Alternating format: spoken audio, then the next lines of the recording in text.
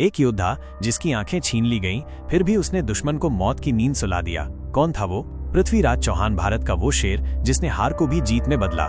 साल 1192, तराइन की दूसरी जंग। पहली बार पृथ्वीराज ने मोहम्मद गौरी को रौंदा था, लेकिन इस बार गौरी की किस्मत चमकी। उसकी विशाल सेना ने पृथ्वीराज को घेर लिया। खून से लथपथ मैदान में पृथ्वीराज हार गए और गौरी ने उन्हें जंजीरों में जकड़ लिया।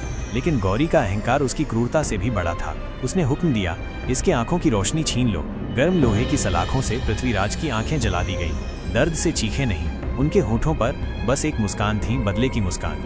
गौरी ने उन्हें अपने दरबार में बुलाया। चारों तरफ सिपाही, दरबारी और गौरी का घमंडी ठहाका। उसने तंज मारा, ए चौहान, कहाँ गया तेरा धनुष? अब दिखा अपनी तीरंदाजी।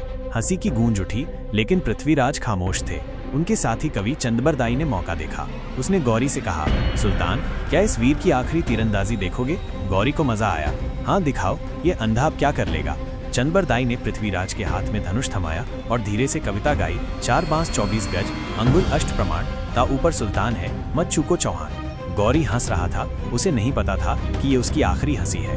पृथ्वीराज ने कान लगाए, हवा भांपी, गौरी की आवाज पर निशाना साधा। झन्नन, तीर हवा को चीरता हुआ निकला और सीधा गौरी के गले में जा धंसा। खून की फुहार, गौरी कुर्सी से लुढ़का तड़पता हुआ ढेर हो गया। दरबार में सन्नाटा, फिर चीखें। पृथ्वीराज ने गरज कर कहा, यह है राजपूत का जिगर। इसके बाद वो और चंदबरदाई एक दूसरे को मारकर शहीद हो गए। गुलामी से बेहतर मौत। पृथ्वीराज को याद रखो, इतिहास का वो सितारा जो कभी नहीं डूबता। सब्सक्राइब अरे मत करना, वरना हर दिन ऐसे ठोक बजा के कंटेंट की लत पड़ जाएगी।